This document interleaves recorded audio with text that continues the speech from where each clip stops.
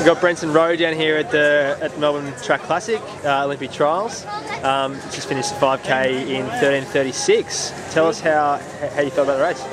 Yeah, it's pretty tough out there. I haven't done many 5Ks. That's probably my first serious one. And after backing up after 15 yesterday, I was pretty tired after last night. Yeah. And just went out conservatively and just, wanted to see how I felt halfway through. I felt pretty good and started, catching one person after the other in front of me. But it's pretty wet out there, but not as windy as last night, so conditions weren't too bad. But yeah, just glad it's over now. You mentioned to me just before the race when I caught up with you that you wanted to run under 13:40, which is a European standard. You did that, 13:36.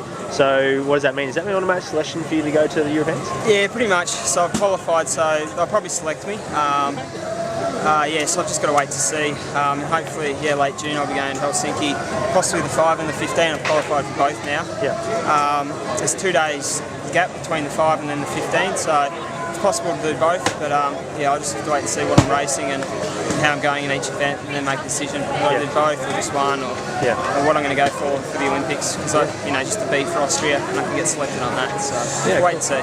And when are you going to head back to Austria? Are you going to spend your time here training after this? Or? Yeah, I'll go up the mountain for a few weeks. I've got a few weeks of work coming up, and then I'll go up the mountain for a few weeks, and then up to Falls Creek or probably Charlotte Pass. Charlotte Pass, yeah. Yeah, I'm going to see how the weather is, of course, because April might be a bit cool, but we'll see. Yeah. And then head to America and do Mount Sac at Stanford in late April, and then probably go straight to Europe. And hopefully a few weeks up at St. Moritz with a couple of the Austrians and a few other Europeans. Yeah, cool. And then race late May through to June through the Europeans and early July. And hopefully I've got an Olympic beat. Yeah. Otherwise Europeans would be a great opportunity to get some good races in. Yeah, definitely. And you had a bit of a breakthrough this year. I mean, you dropped down now to 3:38.6, 13:36. You done anything differently this year? I mean, obviously a bit of motivation there being an Olympic year, but I mean, has this changed anything, or Yeah, I think everyone tries a bit harder in the Olympic year. I don't know. Like I think the times sort of pick up a little bit. I guess I've matured a bit more. I'm another year older, so that helps in middle distance running. Yep.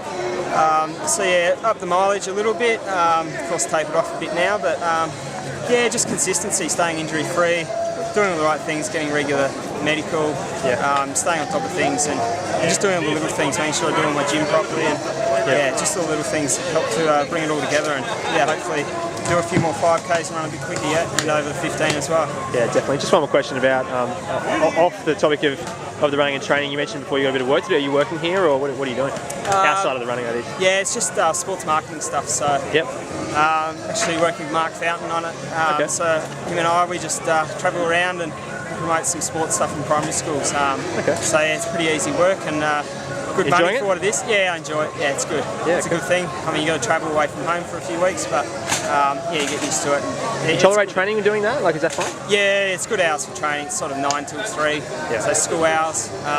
It's fine with training, and like I said, it's good money. Helps fund overseas trips for running. So it's tough without a sponsor and all that. So it's a tough sport anyway. So it all helps. Actually, we'll ask one more question about last night. Sorry, just before we do wrap up. 3:42. And you were 6th. Yeah. What do you take home from that?